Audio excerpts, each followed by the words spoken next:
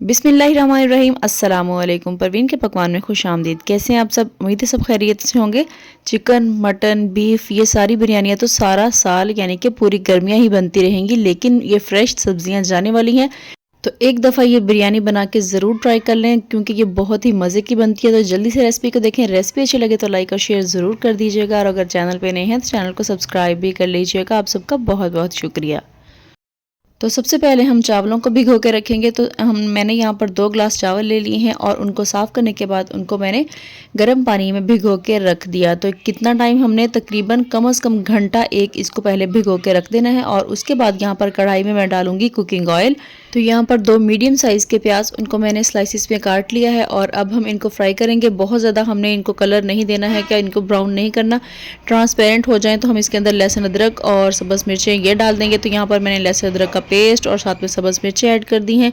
मिर्चें वगैरह आप अपने टेस्ट के हिसाब से डाल सकते हैं। अगर आप ज़्यादा तीखा पसंद करते हैं तो यहाँ पर आप ज़्यादा भी डाल सकते हैं, लेकिन मैंने इसके अंदर 2 ही डाली हैं। और अब यहाँ पर मैंने डाल दिया है इसके अंदर टमाटर। तो 3 बड़े साइज़ के टमाटर लेके उनको मोटा मोटा चॉप करके डाल दिया है।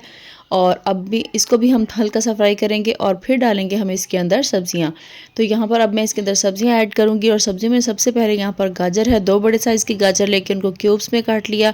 और तकरीबन 1.5 कप के बराबर यहाँ पर मैंने इसके अंदर डाल दी हैं मटर। इसके अलावा यहाँ पर मैंने आलू डाल दिए हैं, 2 आलू लेके उनको इस तरह से मोटा मोटा काट लिया है। और ये तीनों सब्जियाँ हमने इसके अंदर ऐड कर देनी है, और इसके बाद इनको मिक्स करेंगे, और थोड़ी सी हम इसकी भुनाई कर लेंगे। तो यहाँ पर मिक्स करने के बाद मैं इसकी 2 से 3 मिनट भुनाई करूँगी। और उसके बाद जैसे ही आपको लगे कि ये थोड़ी सी पक चुकी हैं थोड़ी सी, तो फिर हम इसके अंदर मसाले ऐड करेंगे।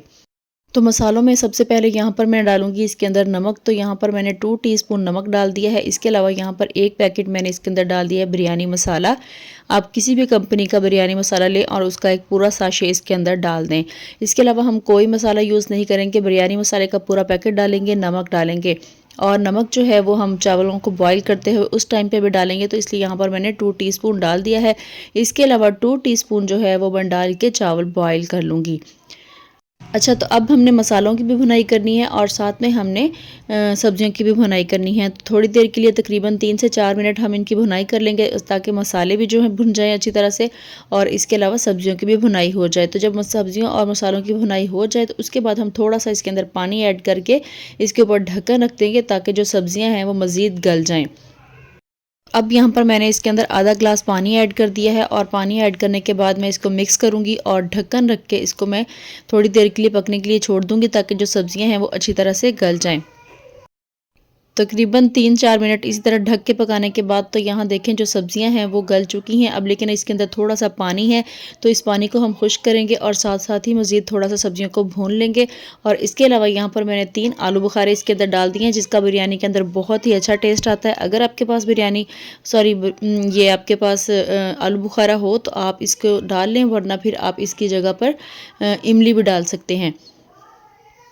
तो सब्जियों की मज़ीद थोड़ी सी भुनाई करने के बाद यहाँ पर हमारा जो वेजिटेबल कौरमा है वो तैयार हो चुका है। और इतने में मैंने चावल भी बॉईल कर लिए। चावलों को बॉईल करने का तरीका आपके साथ पहले कई दफ़ा शेयर कर चुकी हूँ, इसलिए अब शेयर नहीं किया है। तो यहाँ पर चावल भी बॉईल हो चुके हैं, और कौरमा भी हमारा तैयार हो चुका है। अब क्या करेंगे, हम इनके लेयर्स लगा लेंगे।